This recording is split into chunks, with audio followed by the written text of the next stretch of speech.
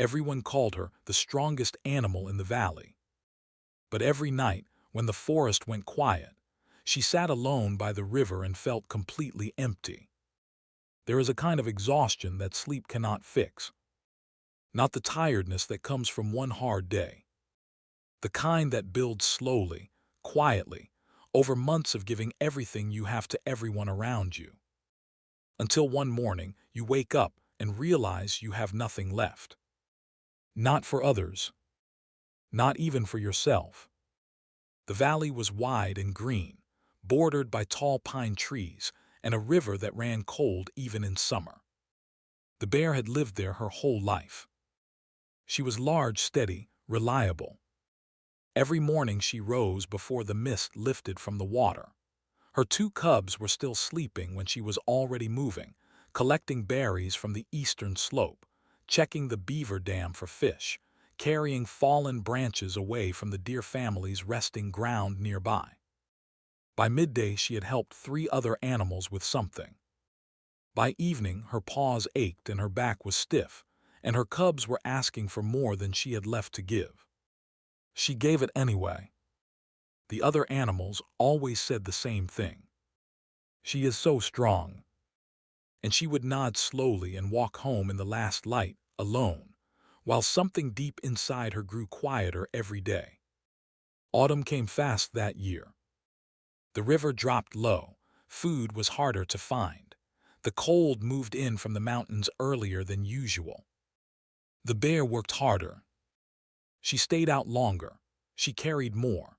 She said yes to every animal that came to her with a problem: the young fox whose den flooded, the crow with the broken wing, the elk family that couldn't find their grazing ground. She helped them all. And every time she did, the other animals praised her. Where would we be without her? But at night, when the praise was gone and the valley was dark and her cubs finally slept, the bear sat by the river and stared at the moving water. And felt nothing. Not pride, not peace, not purpose. Just a hollow, heavy quiet. Why was she so tired? She had always worked this hard. She had always been this strong. So why did she feel like she was slowly disappearing? One evening, in the last of the golden autumn light, she didn't go home. She just sat. That was when the old turtle found her. He moved slowly along the riverbank, shell worn smooth by decades of seasons, eyes calm and unhurried. He sat beside her without speaking for a long time. Then very quietly, he asked one question. "Of everything you carried today, how much of it was actually yours to carry?" The bear opened her mouth to answer. And stopped. She thought about the fox's flooded den, the crow's broken wing, the elk family's grazing ground, the branches she moved, the fish she found, the problems she solved before anyone had even asked. Most of it no one had asked. She had simply been afraid of what would happen if she didn't. Afraid they would struggle, afraid they would think less of her, afraid that if she stopped being useful, she would stop being valued. The turtle didn't say another word. He didn't need to. The next morning, the bear rose at her usual time. But she did something different. She sat outside her den and watched the mist rise off the river. She let her cubs sleep a little longer. She ate breakfast slowly, alone, without moving toward anyone else's problem. A neighbor called for her from across the slope. She didn't go.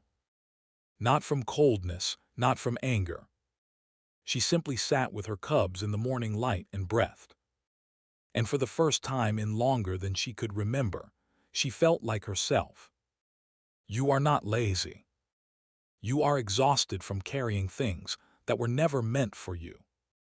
Strength is not the same as endless giving, and being needed is not the same as being loved. The bear was not weak for stopping.